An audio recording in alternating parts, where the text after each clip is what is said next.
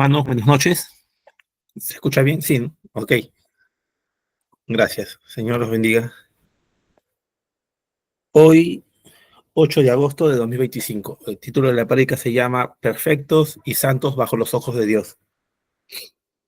Oramos para continuar el servicio. Padre bendito, estamos aquí congregados en tu nombre, como tu palabra está escrito, donde dos o tres o más estén congregados en tu nombre, tú estás en medio de ellos.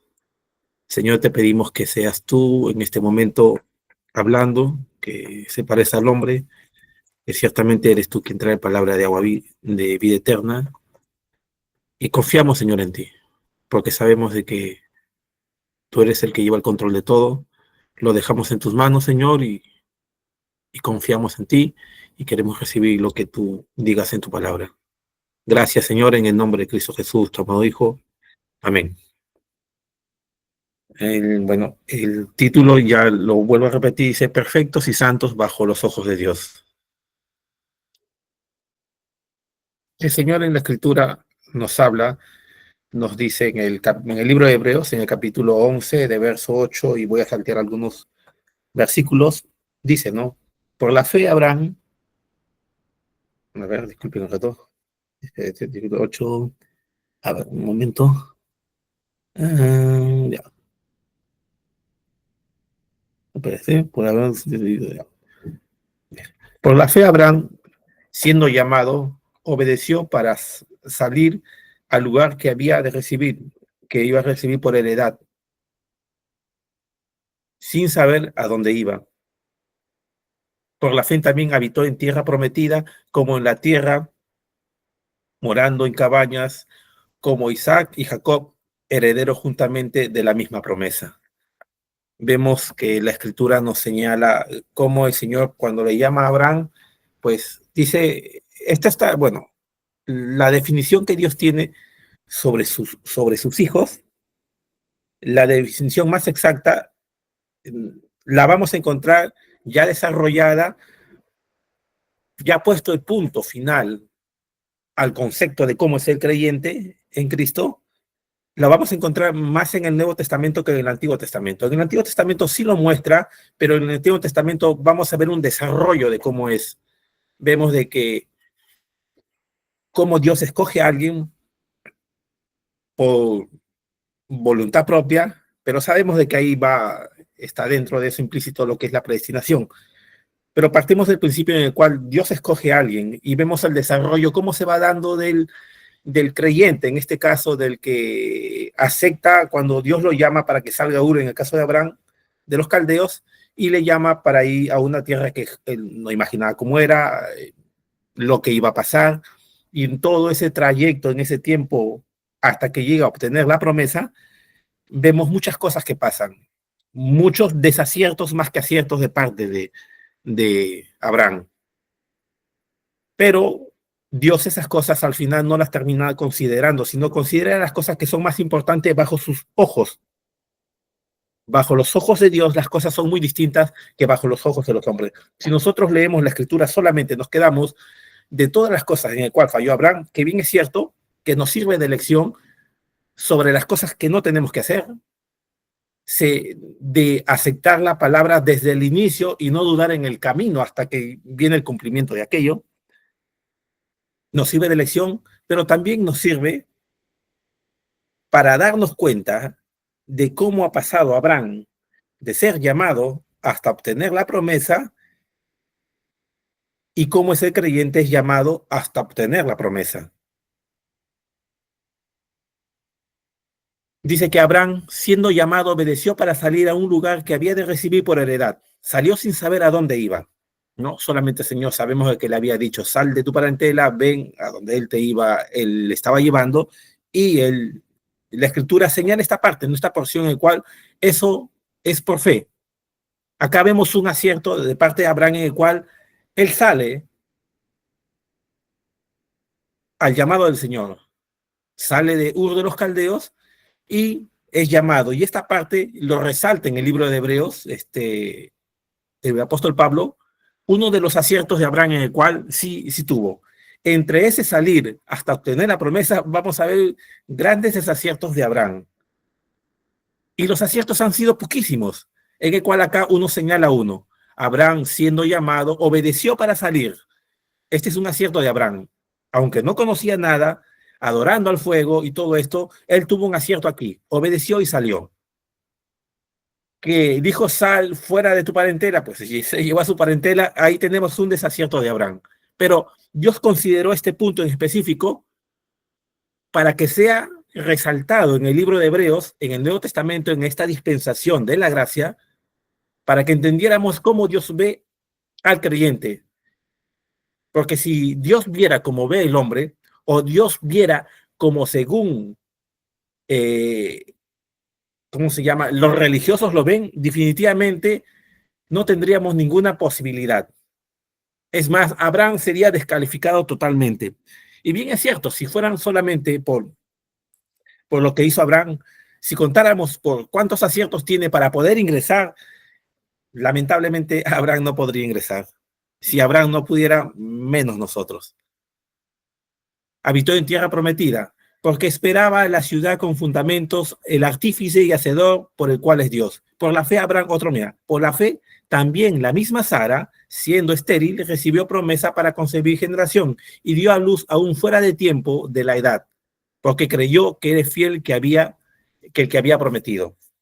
Encontramos otro acierto en el cual lo señala que Sara misma, siendo estéril, recibió fuerza para recibir la generación y dio a luz fuera de tiempo, porque creyó ser fiel al que lo había prometido.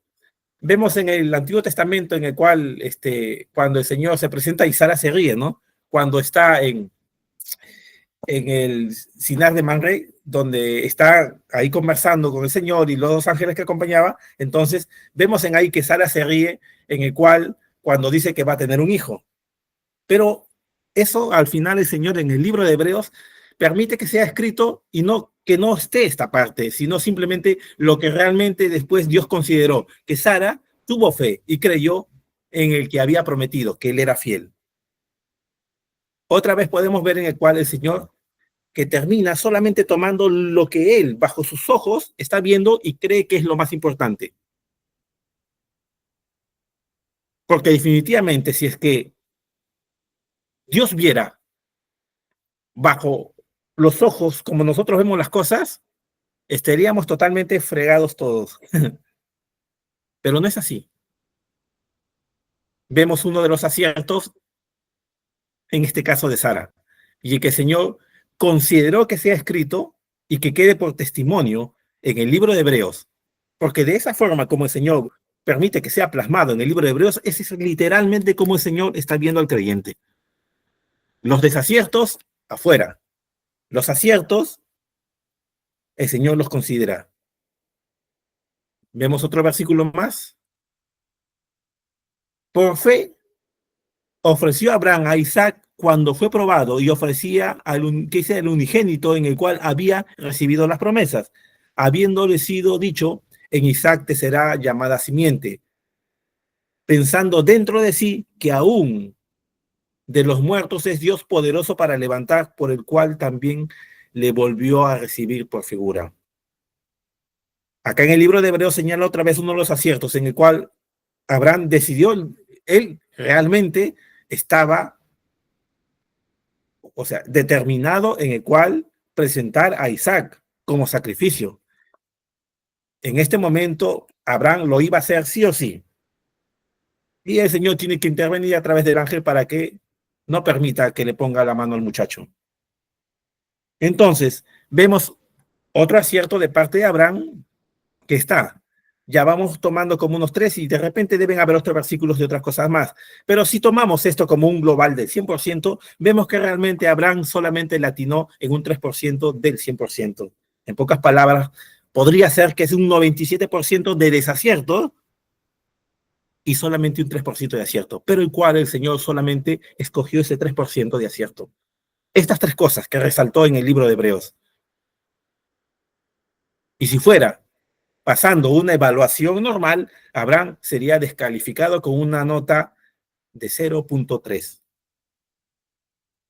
Pero para los ojos de Dios, él fue aprobado con una nota meritoria de 100 que pasó. ¿Por qué? porque los ojos de Dios son muy distintos y Él ve las cosas muy distintas como nosotros las vemos. Los juicios de Dios son justos, porque si fuera bajo una justicia como nosotros entendemos de justicia, entonces no podría ser aprobado. Y por ende, si Abraham no entra, y todos los que estuvieron en los lomos de Abraham tampoco podrían entrar. En el libro de, vamos a ver en Hechos, un momento, cuando en el libro de Hechos el apóstol Pablo define por el Espíritu lo que el Señor pensaba de David. Dice, después, acá está, y quitado este, les levantó por rey a David, el cual dio también testimonio diciendo, he hallado a David, hijo de Isaí, varón conforme a mi corazón, el cual hará toda mi voluntad. Miren esta expresión que el Señor tiene sobre el rey David. Y cualquier religioso diría, pero Señor, tomó mujer ajena. Y no solamente eso, fue el actor intelectual de que su esposo muriera en el campo de batalla como carne de cañón. Eso y otras faltas del rey David, el Señor no termina considerando, sino permite que sea escrito esta expresión exacta, conforme al corazón de Dios. He hallado a David, hijo de Isaí, un hombre conforme a mi corazón. Esa es la definición que Dios tiene del rey David. Y los desaciertos, Dios no los considera. Es que quiere decir que Dios tapa las faltas de uno, no, lo que uno siembra cosecha. Eso te alcanza, pero eso no te quita y no te descalifica lo que Dios te está escogiendo. Lo que Dios escoge no lo descalifica para votarlo. Porque si el Señor escoge a priori, por su soberana voluntad y porque él conoce todo, entonces no es desaprobado. Dios desaprueba las faltas y lo que se cosecha uno, por supuesto. Sembraste mal y cosecharás mal, pero con respecto a estas cosas, que el Señor lo ha escogido, que el Señor lo ha llamado a santidad, que el Señor te ha llamado al camino de perfección, estas cosas no te descalifican para esto. Porque que te está dando las calificaciones es el Señor mismo. Vamos a ver en el libro de Colosenses, acá está. A ver. Sin embargo, ahora, Él ha reconciliado en su cuerpo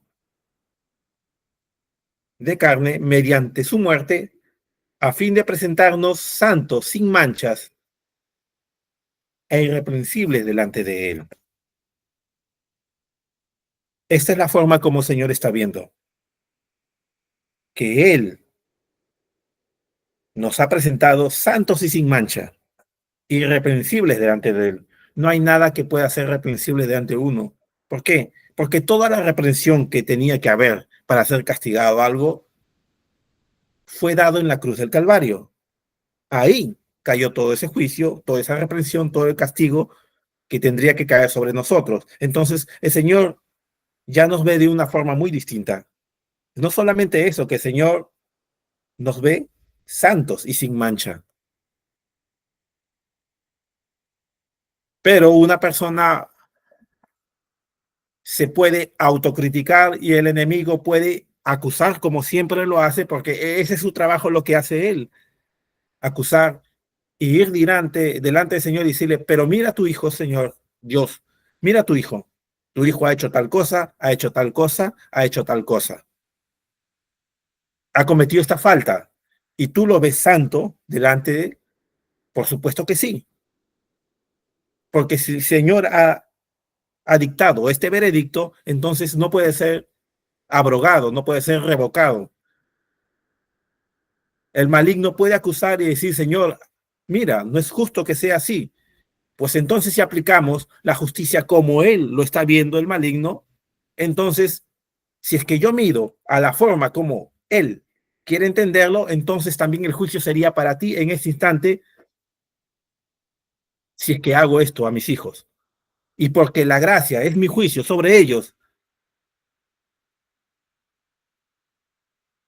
tú estás aprovechando el tiempo en el cual todavía no te cae juicio. Eso es para el maligno. Así es que te conviene callar porque todavía te queda tiempo gracias a la gracia y misericordia que tengo para con mis hijos. Porque si fuera aplicado el juicio como tú acusas, entonces, si hago eso con mis hijos, se tendría que hacerlo primeramente a ti.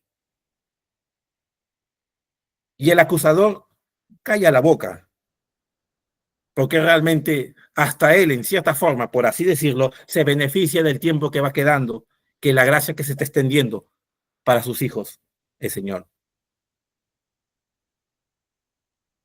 Simplemente está en una cuenta regresiva que se tienen que cumplir las cosas. Ahí, a ver un momento, este versículo, creo que no lo anoté, pero viene a mi mente.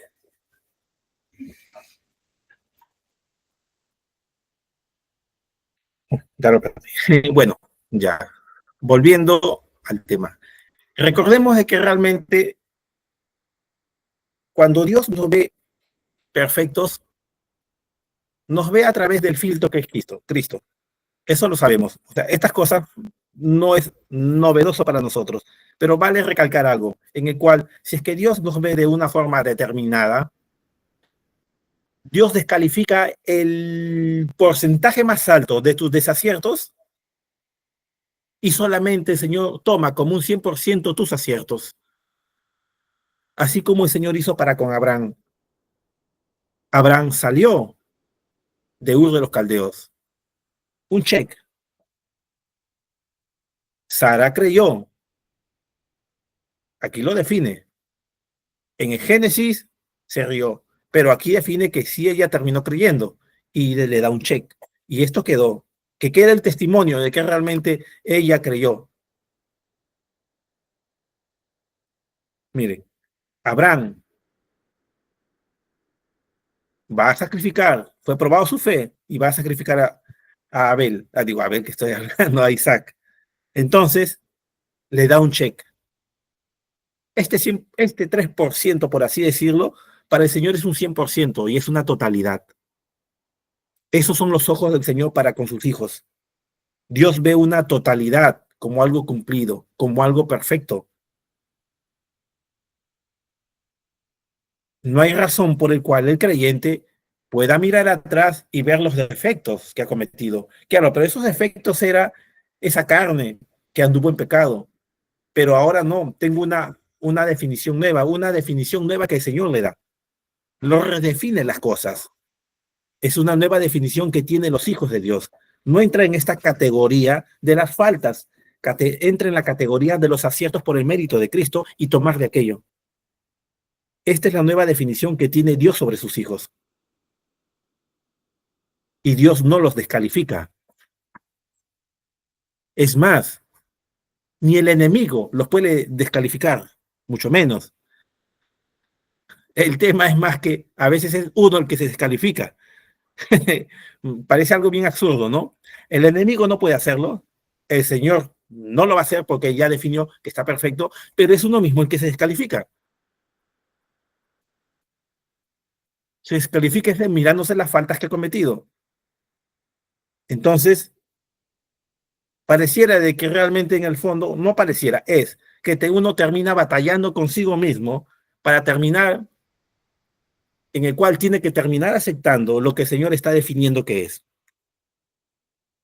Termina batallando consigo mismo, mirándose a sí mismo y él descartándose que no es merecedor de algo. Bueno, merecedor en tus propios méritos, no, no lo somos, pero merecedor en los méritos de Cristo, sí, por supuesto que sí. En esos méritos sí. Bajo esa mirada que Dios tiene, por supuesto que sí. Y esto es irrevocable, porque donde abunda el pecado, sobreabunda la gracia. Miren, nosotros Si bien es cierto, no hemos hecho nada para merecer aquello, pero Él sí hizo todo para que lo mereciéramos nosotros. Cuando el Señor dice en el libro de Corintios, ¿no? Porque celoso estoy con vosotros y el celo de Dios, pues os desposee a un esposo para presentar como virgen pura a Cristo. O sea, este episodio en el cual Él presenta a Cristo, una virgen pura, ya lo tiene por sentado la definición de lo que es. No está tomando como referencia en este versículo, por ejemplo, de que los voy a hacer. Por supuesto que sí los va a hacer, los va a ir santificando, los va a ir llevando a la estatura de buen perfecto, pero el Señor nos da por sentado, la definición es esta: presentarlos pura, una virgen pura para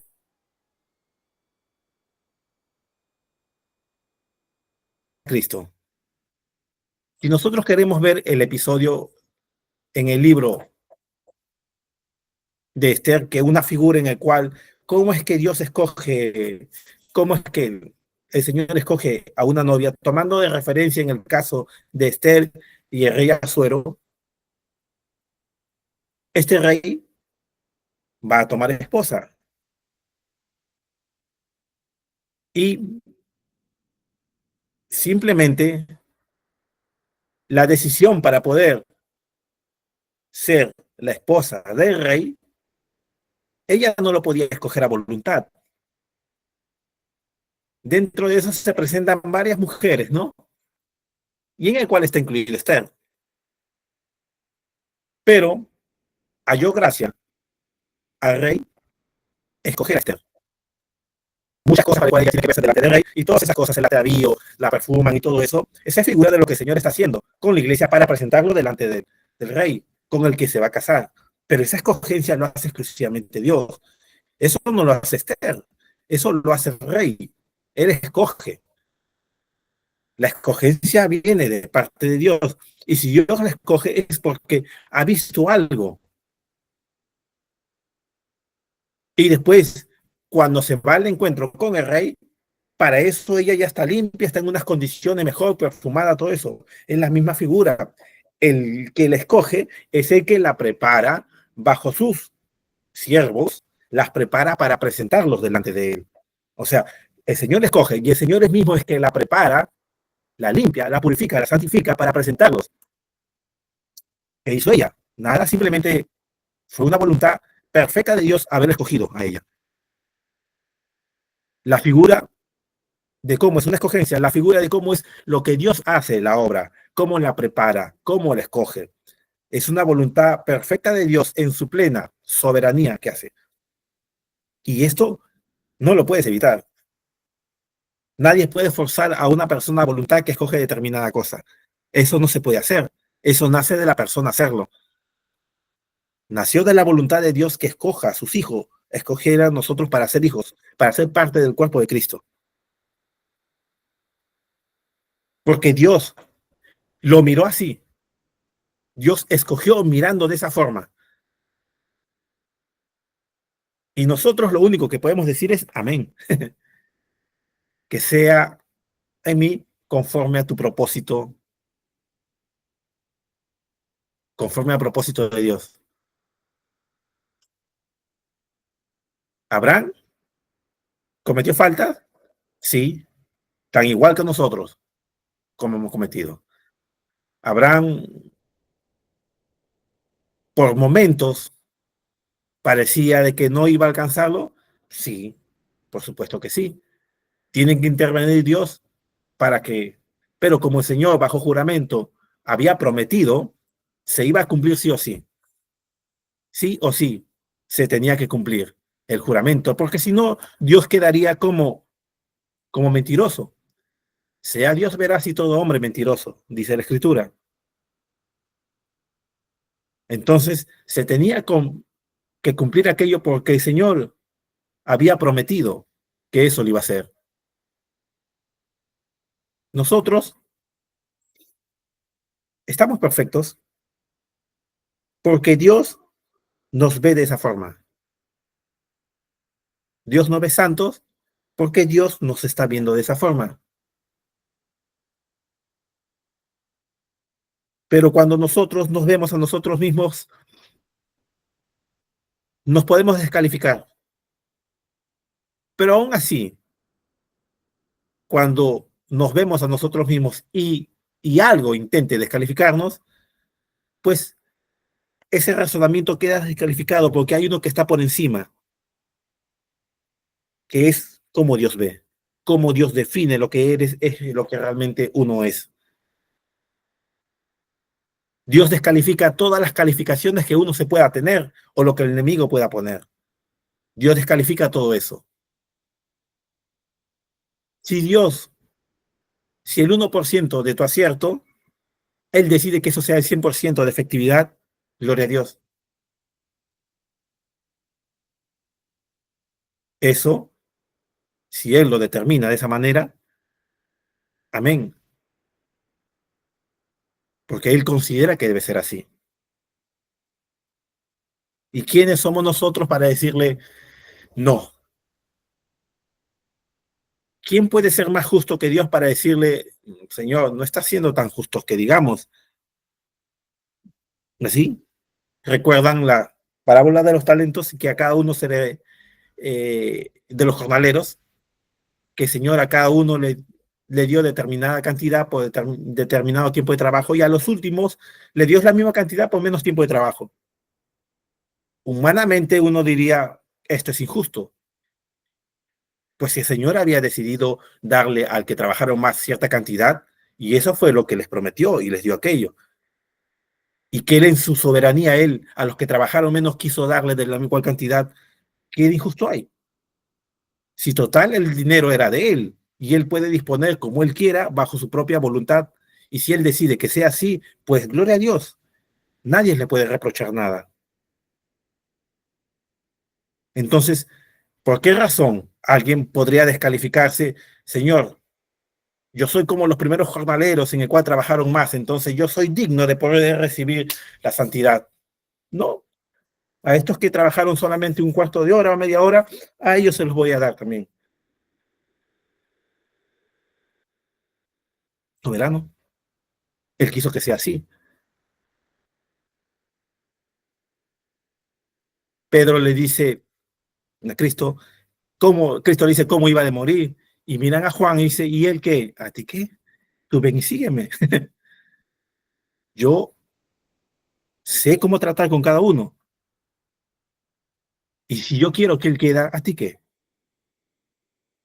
Si el Señor quiere y decide verte de esta forma, como lo está definiendo, de una novia presentado sin manchas limpia delante de él, que si la denominación ha hecho más obras de justicia supuestamente para ser santos, y el Señor no termina escogiéndolos, sino a los otros que hicieron menos, ¿y qué? Si Él es soberano, si Él escoge algo, ¿acaso podremos ser más sabios que Él para poder nosotros definir realmente qué cosas son justas? Si al fin y al cabo la justicia para Dios también se define como misericordia, ¿sí?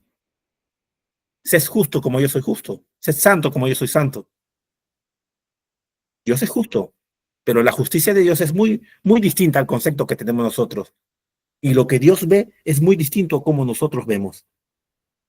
Nosotros vemos como ven nuestros ojos y nuestros ojos naturales y humanos ven con un juicio sobre las cosas.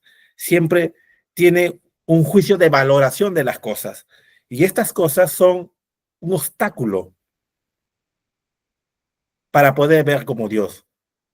Entonces, tenemos que despojarnos de esas cosas, o Dios tiene, bueno, Dios tiene que sacar esas cosas para verlo como Él ve las cosas. Porque si vemos en el libro de Hebreos, en el cual Dios ve cómo bueno, cómo se narra a Abraham en el libro de Hebreos, esta es la definición exacta de cuál es Abraham.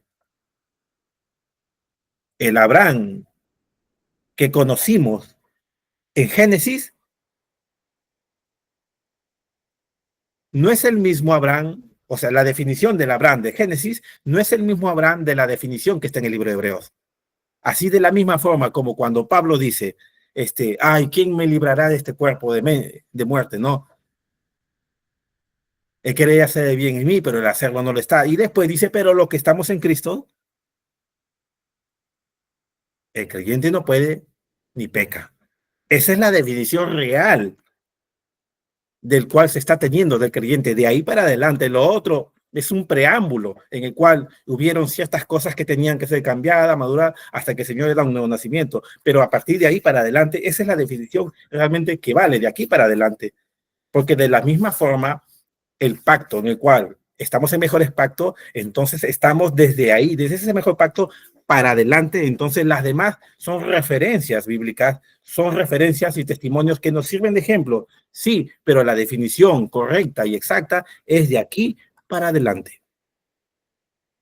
De esa forma lo ve Dios, porque Dios no ve lo que ven los hombres, Dios ve los corazones. Y si Dios dijo de David, un hombre conforme a mi corazón, es porque realmente así era David. Y lo demás que faltó, no importa, al tacho, al mar del olvido. Esta es la definición del rey David, porque esa la definición, Dios mismo la dijo, ni siquiera el profeta hablando, sino es Dios misma hablando de su hijo. Y esto es en el tiempo de la ley, ahora con mayor razón en el tiempo de la gracia. Hermanos, que el Señor los bendiga.